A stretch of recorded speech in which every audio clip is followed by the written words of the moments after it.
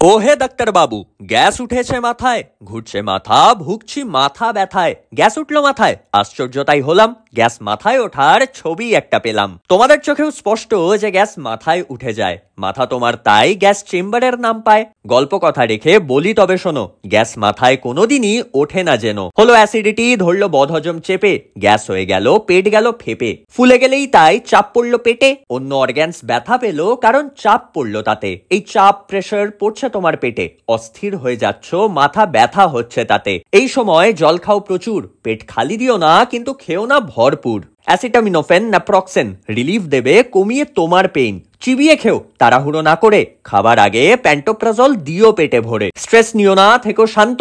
মাথায় গ্যাস ওঠেনি তোমার, কথা এটা প্রমাণিত। মাথায় হলে ব্যথা, করো না ডাক্তারি। জানিও আমাকে যদি হয় বাড়াবাড়ি। পাঠিয়ে দিও তাদের গ্যাস যাদের ওঠে মাথায়। ভুলটা দূর করি চলো আজকের এই কবিতা কথায়।